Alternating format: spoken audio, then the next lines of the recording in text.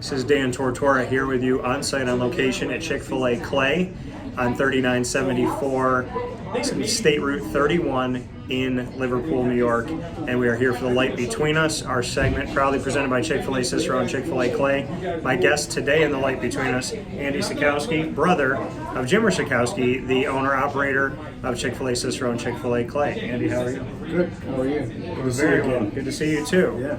Andy, how'd you get here? Well, this morning I drove here.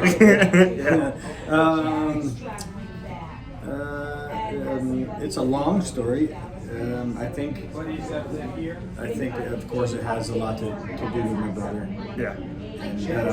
And serving my brother. Yeah. That's a huge part of it. I think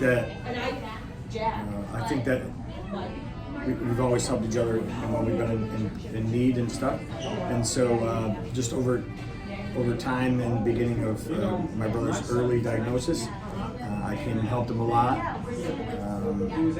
And spent some time here at Chick-fil-A as I helped him, and got to meet people and see the way it worked, see the way that guests interacted with the staff and so with the team. So I definitely was interested in it and sort of did my toes then, and then I had some life change events, left my career, and ended up here full time to serve my brother and serve Chick-fil-A. And I think the first time I met you was here at Chick-fil-A Clay, and you had come in to see Jimmer. Yeah. So, like you said, you came here early in his diagnosis. From visiting your brother to working with your brother, what has that been like?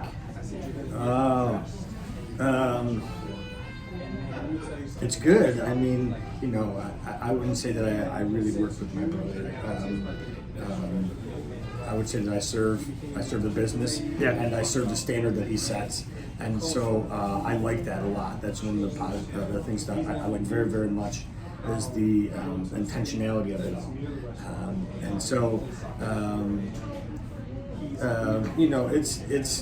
it's been fun. I recently forgot to punch out, and when he's your brother, he probably says funny things too. It's been great. I enjoy being here. I enjoy being at the restaurant, and I enjoy serving my brother as well. For you, your story, we talked a little bit off the air. You've had adversity, and we all have our own story. We all have our own journey to tell. Whatever you would like to share about your journey, because I think it's important. I think so many people see people on the other side, right? They don't see the valleys, they see you on the peaks.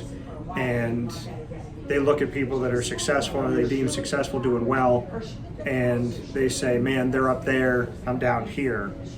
But anybody who's ever had any success in life, however they regard that, they've gotten there by having to go through those valleys. I remember I said at 14, 15 years old, I call it the black hole that I lived in. So, and I understood getting out of that, and there were times where I felt like God it was him and I, and it was his hand that I held on to get out of that black hole. What can you say about your journey? Because The Light Between Us is meant to be a light for people that are watching. I recently had this conversation with my brother, actually. I got sober about 20 years ago, a little over 20 years ago, and I really struggled a lot with alcohol, drugs, mainly drugs, and because of that, people sometimes say, "Oh, how did you do that? What got you through that?" And honestly, it is complete surrender.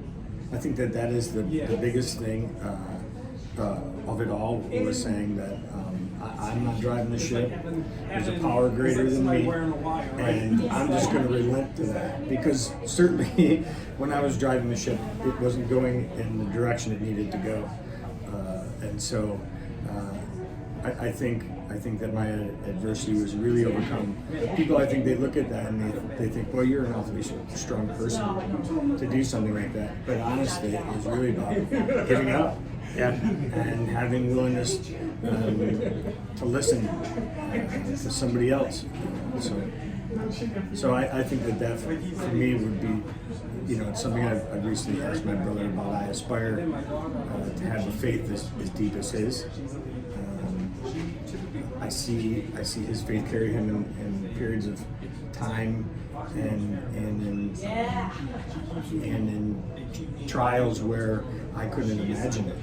And so, it's just amazing to me. And so that's what he reminded me of. You have to give up. You have to have faith. You have to just. And so we had a long talk about that because it was very easy to do that when I was, really not. When I got sober, I was not physically well and strong. So kind of giving up was pretty easy. It felt like so. We had a lot of thoughts about that.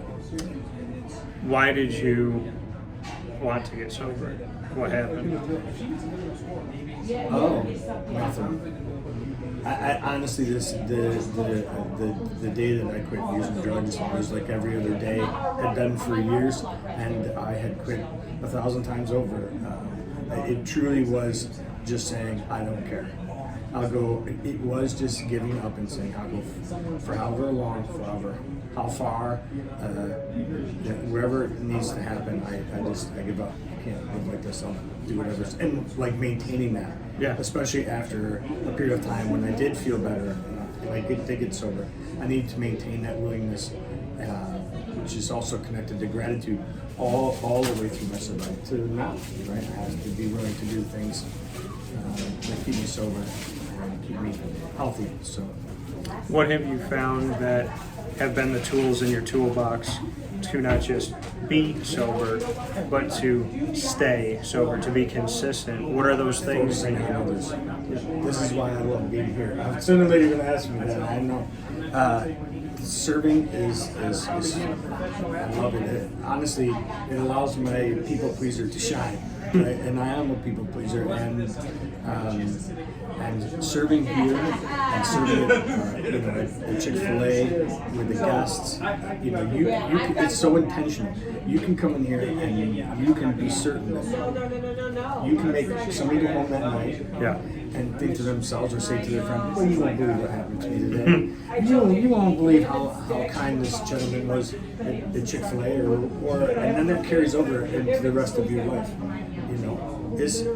You spend your time living this way. You're going to go do this when you go to the gas station, the library, and the post office, and at home. And I just think that the intentional kindness, gratitude, willingness, selflessness, right? I really do enjoy that portion of serving. Really, as a drug addict, I was a very selfish person. And I only thought of myself, and it didn't matter how bad things were. Nothing came before me, and so I have found, and I lived that life to an extreme.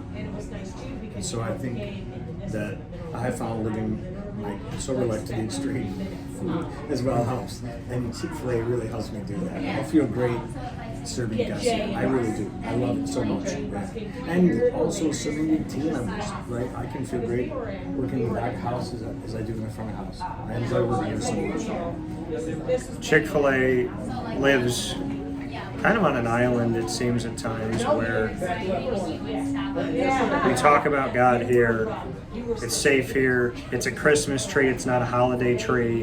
There's the openness to speaking about God and sharing your faith, and not forcing it, but to welcoming it. There's times where I feel like Chick-fil-A is the only beacon that I see in corporate America that says, yeah, we believe in God, and we're happy that we do. Like, we're proud. We're not afraid. We think it's great. It's who we are. That meaning to you to go to a place of work where they say to you, be who you are, and know that God loves you. Even if you don't know that yet, know that He does. To be in a place that welcomes God. What that means to you. I mean, I just think, again, it helps everybody be like you said, more who they are. I can be intentionally kind here, and I can go out of my way to make a guest's or a team member's day, or help them, and know that you're not being pushed to hurry up and do this. It's more do the right thing, and we'll get through it. So it means a lot to me, and I would expect it does to others. I can tell you, a lot of guests, they definitely see that here. They come and they talk about it here. They talk about how they love being here and around the kindness. So yeah, it means a lot. Has your relationship with Jimmer gotten stronger as you've gotten stronger? It's hard for me to imagine my relationship with my brother growing any stronger. We have always been close in the sense of if something occurred, if somebody needed something, if there was those moments that I knew that I either needed kindness or love or toughness, or which is also love. We can count on each other, so I can't imagine. I do think again, it brings more connectivity because it's a portion that he knows a lot about. He's a very faithful guy, and I'm interested in more. So God has a huge place in your life. How do you celebrate that every day? How do you stay consistent with your faith? Again, it really is intentionally focusing on others and being grateful, recognizing little things every single day, making a choice to do something super positive. If it's a person that you see that clearly needs a hand, clearly needs a lunch, has a flat tire, whatever it is, for me personally, it's listening to my belly every single time, never shortcutting anything. It's huge, and I think that's how just hard work and intentionality. That's really what does it for me here. Being faithful, intentional, gracious, kind, hardworking. That's a huge thing for me here. I love the pace. Yeah. Everybody talks about but it's a metered pace. Again, I hate using the word over and over again, but it's intentional. There is a system, and I love exercising that system. I love seeing it work really, really well and working together as a team. And I love working hard. It just gives me a great feeling. Yeah. Serving the community. Andi Szatkowski here with us at Chick-fil-A Clay, and the light between us from Chick-fil-A Cicero and Chick-fil-A Clay. Andi, I am so happy and thankful that you shared your story. And to everybody watching and listening, there are beautiful things that come on the other side of anything you're going through. Thank you, sir. Thanks, man. Appreciate it. Appreciate you. God bless. No stress. Do your best. We'll talk soon.